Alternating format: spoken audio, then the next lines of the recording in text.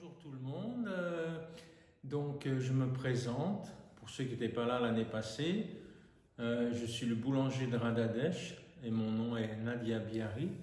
Et aujourd'hui, à l'occasion de l'apparition du Seigneur Ramachandra, je vais vous faire une petite explication de sa vie et surtout de ce qu'il a accompli. Donc Ramachandra, c'est une des 10 incarnations principales de Dieu, de Krishna. Et il est apparu il y a très très longtemps, il y a plusieurs milliers d'années. Et en fait, il est un exemple encore à l'heure actuelle en Inde pour beaucoup de gens. En fait, la grande majorité en Inde, des gens vénèrent beaucoup Ramachandra parce qu'il représente vraiment l'idéal du mari et de la femme, vraiment la perfection de la relation que peut avoir un homme et une femme dans le mariage. Donc, comme je vous disais, il est apparu il y a très très longtemps. C'est un des 10 incarnations de Dieu. Et je ne connais pas trop les détails des débuts de sa vie, mais son père, qui s'appelait Dasharat, était très fier de lui parce qu'il avait énormément de qualités, bien sûr, parce que c'était Dieu lui-même. Donc toutes les qualités qu'on peut retrouver atteignaient leur perfection dans l'incarnation de Ramachandra. Et il y a une histoire qui est très connue, donc c'est celle-ci que je vous raconterai. Il y a beaucoup, on l'appelle le Ramayana, les livres qui expliquent toute la vie de Ramachandra. Mais bon, en quelques minutes, je vais surtout me fixer sur l'histoire principale de Ramachandra, qu'on encore maintenant est commémorée en Inde régulièrement. Et donc Ramachandra était le fils, comme je disais, de Dasharat. Et Dasharat, c'était un roi très puissant qui avait en fait un énorme royaume, donc qui était beaucoup adoré par ses citoyens parce qu'il avait aussi énormément de qualités.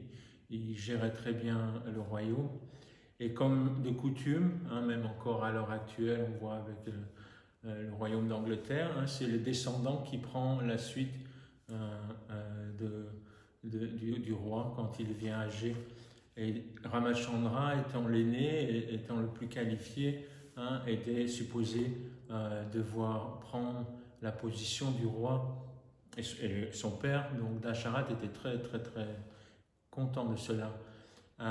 Mais il y a toute une histoire, on pourrait dire une intrigue familiale qui a fait que une des reines, parce que les rois à cette époque pouvaient avoir plusieurs reines, et une des reines avait un fils aussi, fils du roi, et elle a voulu le mettre sur le trône à la place de Ramachandra.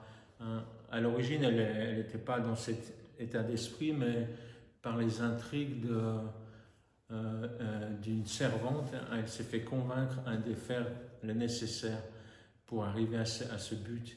Et le moyen utilisé était qu'en fait, plus jeune, le roi lui avait fait la promesse que si le jour où elle avait besoin, il était très content avec elle, elle pouvait lui demander qu'elle veut, obtenir quoi que ce soit. Et elle a utilisé ce vœu pour en fait mettre son fils à la place de Ramachandra. Et à cette époque, les rois étaient très nobles et donc la promesse était capitale, juste par la parole. Si on faisait une promesse, on devait absolument tenir cette promesse. Et donc le roi a dû se résoudre à dire à son fils Ramachandra qu'il ne pouvait pas avoir accès au trône, plutôt il a même exilé, dit qu'il devait faire un certain nombre d'années, assez longtemps, dans la forêt. Et Ramachandra est parti avec son épouse Sita et son frère Lakshman. Et puis aussi, ils ont été dans la forêt comme ceci pendant très longtemps.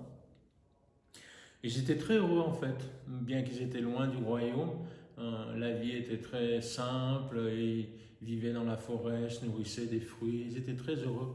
Mais un jour, il y avait une personne très malicieuse, aussi on pourrait dire un roi, puis c'était la personne qui régnait sur Lanka, l'île qu'on connaît au sud de l'Inde, qui a vu Sita, qui a entendu en fait plutôt la beauté de Sita et la femme de Ramachandra, et il était très indigne comme personne au point qu'il a décidé de la dérober, de l'enlever à Ramachandra, à son mari.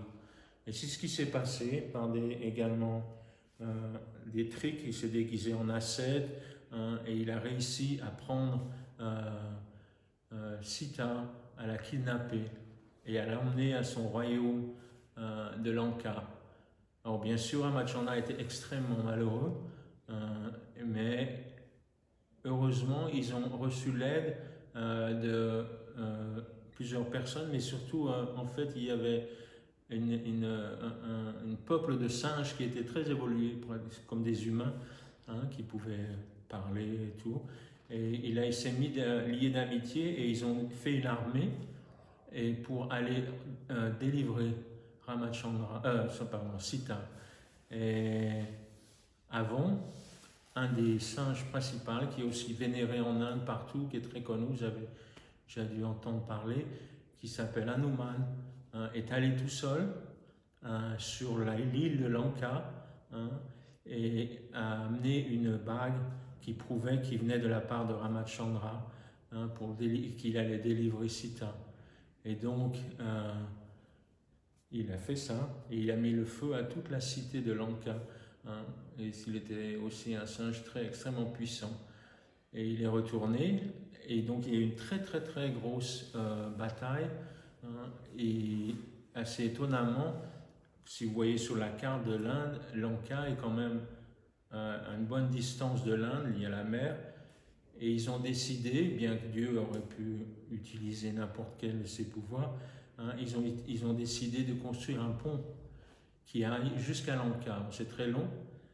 Et par la puissance de Ramachandra, ils ont mis des pierres, mais au lieu de couler, les pierres flottaient. Et ils ont fait un pont comme ceci.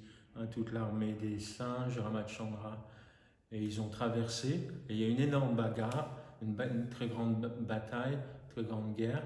Et finalement, Sita a été délivré. Ravana, le roi de Lanka, a été tué et ils sont revenus. Et donc ils ont, en fait, c'était le terme de l'exil. Je me suis dit combien d'années, 14 ans ou 12 ans, je sais plus, c'est assez long, plusieurs années en tout cas. Et ils sont revenus, mais par les airs. Ça c'est extraordinaire, c'est ils avaient un aéronef, mais pas comme maintenant avec du pétrole, il volait par lui-même, c'est les puissances mystiques de Dieu. Et ils sont revenus au royaume par les airs, et afin de les accueillir, tous les habitants du royaume d'Asharat ont allumé des lumières, comme on peut voir un peu sur les aéroports, pour que le vaisseau puisse atterrir. Et c'est très célébré en Inde, et on appelle ça la fête des Lumières, où justement les gens mettent plein de petites lumières partout pour commémorer la victoire de Ramachandra. Donc c'est un peu en bref l'histoire de Ramachandra et Sita. Et maintenant, pourquoi ils sont très vénérés, comme je disais, c'est parce qu'ils représentent vraiment l'époux et l'épouse idéale. Sita était très chaste, elle n'a jamais oublié Ramachandra, et Ramachandra a fait tout ce qu'il pouvait pour la délivrer. J'espère que cette petite explication vous donnera un peu de plaisir à l'occasion de l'apparition de Ramachandra, et puis à très bientôt.